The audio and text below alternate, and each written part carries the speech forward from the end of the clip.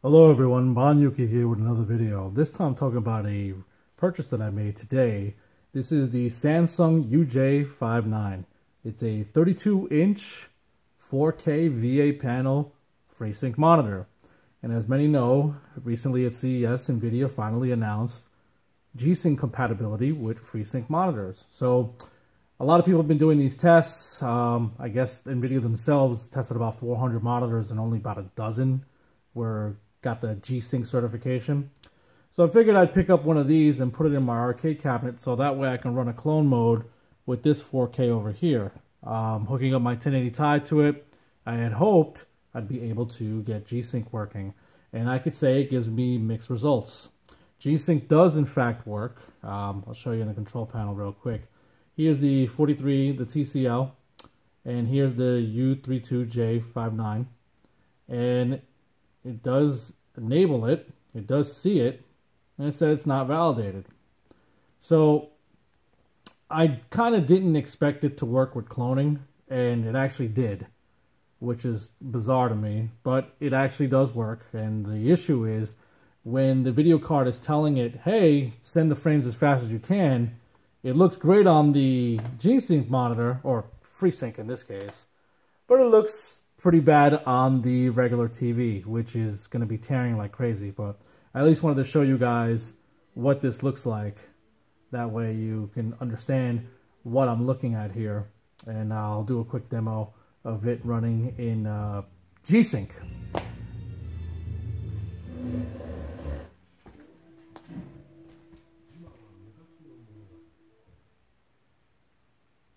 Turn that down a little bit there. So, and talking about this monitor looks pretty great. It's a lot brighter than the TV, has better contrast. Well, I'll say this. I think the television can get darker, but certainly doesn't get brighter. So the contrast, at least in this room, because we usually play with the lights off, it balances out, I would say, but just the color is much better on this monitor. This monitor, I picked it up for about $370. It was on sale today. And, I mean, the TCL is fine and everything, but the biggest difference that I see is, besides the brightness, is the motion blur. And, of course, as you can see here, look at the shadows. G-Sync is working. Now, I know on rtings.com, they were saying that they couldn't get G-Sync to work, that it was stuttering a lot.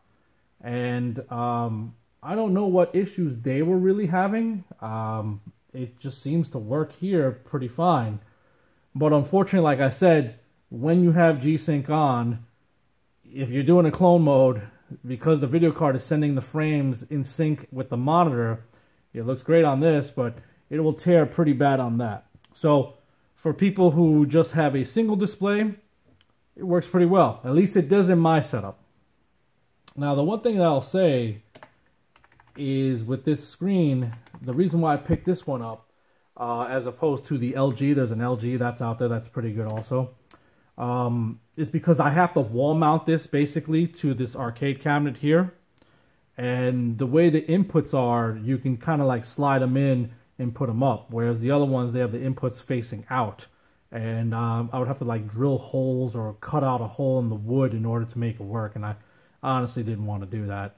So I just picked up this one, and I'm glad I did. I mean, it has the G-Sync compatibility in case if I don't want to clone, let's say friends come over and they're like, hey, we want to play like Smash Brothers or something on that screen. I'll be like, yeah, go ahead. I'll be over here playing an actual fighting game. Or I can do a whole bunch of other stuff. But this screen does look significantly better than that TCL. I've been dealing with CRTs lately and OLEDs, so going back to motion blur on this looks pretty bad, but going to motion blur on this actually looks quite acceptable. It's not too bad. There are a couple of options in there, but what I'd like to go over is the inputs. There are 3 inputs in total. There's obviously your DisplayPort 1.4, which gives you your FreeSync. It is a 4K panel. You do have HDMI 2.0B, so that's nice. There is no HDR, even though it's a 10-bit panel. So both of these panels are 10-bit, but neither of them do HDR. Bummer. Other than that, there's not much to say. I mean, it's a pretty solid screen. It is a VA panel, which is one of the things I bid on, and I didn't want to get an IPS. I know Monoprice has a 32-inch 4K IPS going for $400. I figured to get this one. It's going to be close to the same ballpark in terms of input delay. This one does run, I think, Arting's had it at 9. So we got this one here that's like 13 millisecond, and we got this one here that's 9. That's a pretty good arcade setup. I got 2 cabinets with very low input delay, both of them at 4K.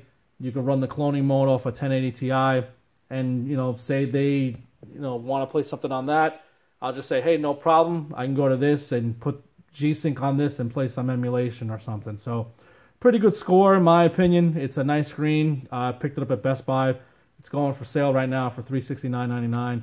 I recommend it. I think it's solid. I mean, it's not going to blow you away. There is an LG that's a little bit better, has less flickering, and people say the G-Sync works a little bit better on that one.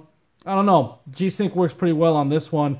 I tried different things. I tried turning V-Sync off, and it did give me some stuttering, and then I put V-Sync on, which is kind of odd because you wouldn't think with V-Sync on it would actually work, but it worked in my case. So I don't know if it's a issue with the driver or it's NVIDIA's implementation or just the way RetroArch does things. Maybe it just, with Vulkan, it acts a little differently. But anyway, guys, if you have any questions or comments about this screen, you just hit me up below. I am going to put in the actual link to the Arting's review. They pretty much go into the TV a lot more. They talk about the color degradation, the balance, and how accurate it is. And I must say, it was pretty simple. You put it in, you get it going. There's like an OSD that's not bad. There's like a little let's say like a little crosshatch in the back that you mess around with. It's pretty easy to work with, especially since I have it in the cabinet. I just lift up the flap there and I could just access it from the rear. It's not bad at all. It's only a 10-pound screen. The one thing is, Arting said it had speakers. I haven't been able to get sound out of it, although the computer does see it having sound, but it gives you one of those 3.5 millimeter jacks. So I'm assuming you send audio to the screen and then it goes out through that jack. So for those of you who, have an arcade cabinet that's thinking, oh, I have a couple speakers, I can just plug it into this thing, that'll actually work. So for an arcade monitor, I say this is quite good. You get your VA contrast, the 3001. You get your motion blur, which is actually better than this TV by quite a bit. Playing games like King of Fighters and Street Fighter, it looks a lot crisper on this screen, and the movement is a lot better. You get your FreeSync / G-Sync if for those inclined, and it's a pretty nice color monitor, 4K FreeSync, hits all the ticks and whistles, and it doesn't break your wallet. All right, folks, have yourself a good one. Take care.